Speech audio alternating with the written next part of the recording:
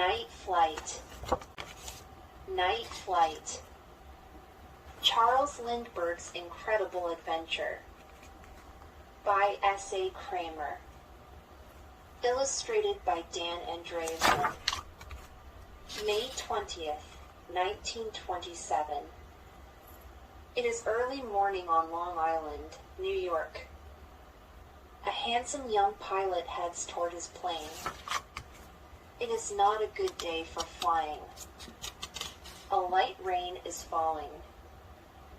Fog drifts through the air. But he gets in his plane.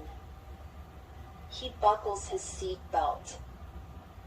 He puts on his helmet. Down come his goggles. The pilot is named Charles Lindbergh. He wants to make the most daring flight ever. And bad weather will not stop him. Charles wants to fly from New York to Paris without a stop. No one has done it before. 6 men have died trying. The plane can go only 100 miles an hour. So the trip will take nearly a day and a half. Hardly anyone thinks he can make it. Charles is only 25 years old. He has not been a pilot for long. And he is making the trip all alone. Newspapers call him the Flying Fool. His plane is tiny. It has just one engine. There is no window. The gas tank is in front. The only way to see is to lean out the side. The cockpit only has room for a chair. Charles can't even stretch his legs. Newspapers call it a flying coffin. There is hardly anything on board, no radio to call for help, and no parachute. He has only 5 sandwiches and 2 canteens of water. Charles wants to keep the plane as light as possible. It needs nearly 3,000 pounds of gas to get to Paris.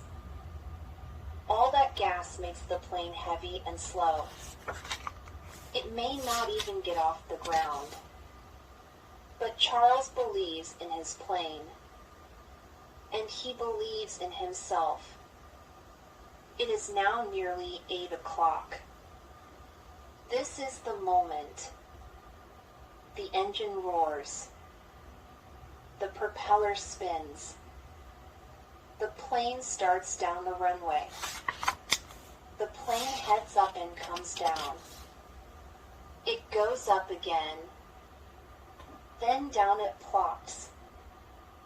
Then suddenly it lifts toward the sky. Charles clears some phone lines by only 20 feet. His great adventure has begun. Up in the gray sky, Charles is all alone. He is heading to Canada. Then he will cross the ocean. It is cool in the plane, but his flying suit keeps him warm. Suddenly the sun bursts out. Now it is boiling hot inside. Charles will just have to sweat. There is no room to take his suit off. The sun is not out for long. Over Canada, storm clouds gather. By early afternoon, rain sweeps into the cockpit.